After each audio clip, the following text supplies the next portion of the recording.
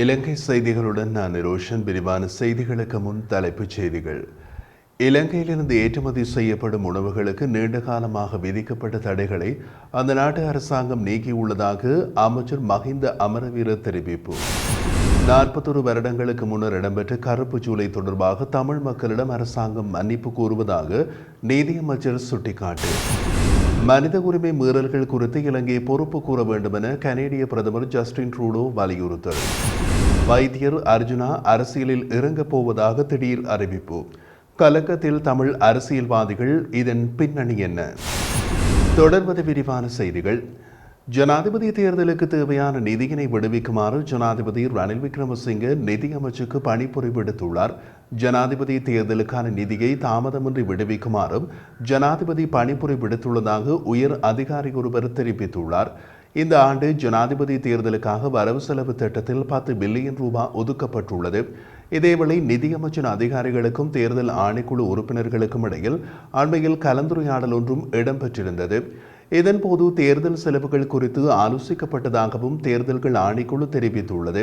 இதேவேளை தேர்தல் கடமைகளுக்காக மதிப்பிடப்பட்ட நிதி தொடர்பாக 45 போலீஸ் பிரிவுகளில் இருந்து அறிக்கைகள் கோரப்பட்டுள்ள அதேவேளை அதன் அறிக்கைகள் கிடைக்கப்பட்டுள்ளதாகவும் போலீஸ் தலைமையகம் குறிப்பிட்டுள்ளது. கிடைத்துள்ள அறிக்கைகளின் அடிப்படையில் இறுதி செலவு மதிப்பீடு தயாரிக்கப்படும் என்றும் தெரிவிக்கப்பட்டுள்ளது. இலங்கையில் உற்பத்தி செய்யப்படும் கோழியிறைச்சி, முட்டை மற்றும் அன்னாசி பழங்களை சீனாவுக்கு ஏற்றுமதி செய்வதற்கு நீண்ட காலமாக விதிக்கப்பட்ட தடைகளை அந்த நாட்டு அரசாங்கம் நீக்கியுள்ளதாக விவசாய மற்றும் பெருந்தோட்ட கைத்தொழில் அமைச்சர் மஹிந்த அமரவீர தெரிவித்தார்.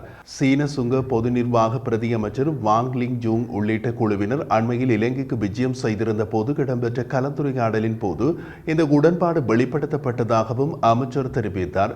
இந்த நாட்டில் அன்னாசி விளையும் விதம் உள்ளிட்ட கோழிப்பண்ணை தொடர்பான தயாரிப்புகளின் தரம் சீன சந்தையில் உறுதிப்படுத்தப்படுவதற்காக பல நடைமுறைகளை பூர்த்தி செய்ய வேண்டும் என்றும் அவர் கூறினார்.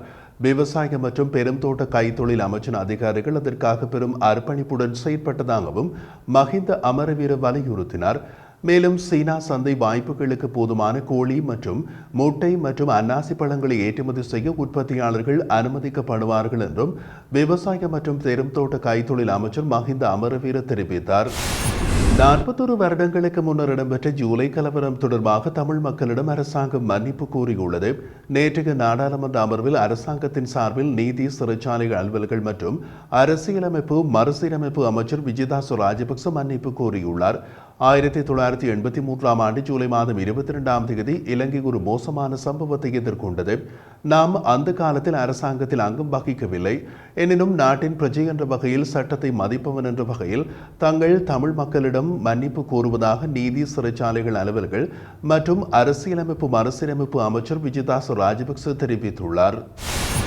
பாதிக்கப்படக்கூடிய சமூகங்களுக்கு எதிரான மனித உரிமை மீறல்கள் மற்றும் துஷ்பிரயோகங்கள் குறித்து இலங்கையை பொறுப்பு கூற வேண்டும் என கனடா தொடர்ந்தும் கூறுவதாக கனேடிய பிரதமர் ஜஸ்டின் ட்ரூடோ தெரிவித்துள்ளார்.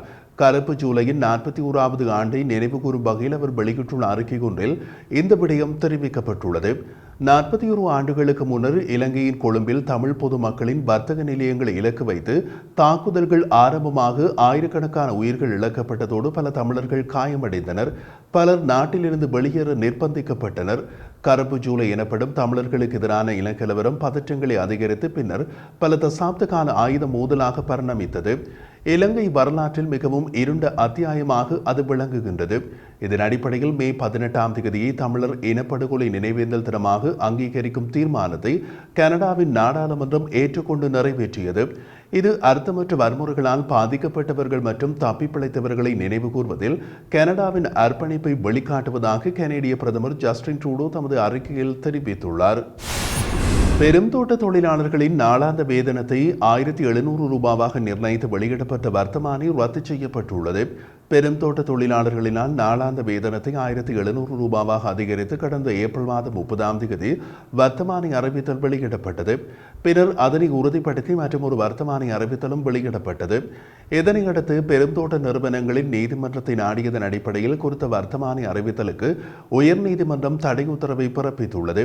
இந்த நிலையில் குறித்த வர்த்தமானி அறிவித்தல்கள் ரத்து செய்யப்படுவதாக அறிவித்து தொழில் ஆணையாளர் நாயகம் AHKJ ஜெயசுந்தரவினால் புதிய வர்த்தமானி அறிவித்தல் வெளியிடப்பட்டுள்ளது. ஜூலை 10ஆம் தேதி திகதியிடப்பட்ட புதிய வர்த்தமானியில் இந்த விடயம் குறிப்பிடப்பட்டுள்ளது.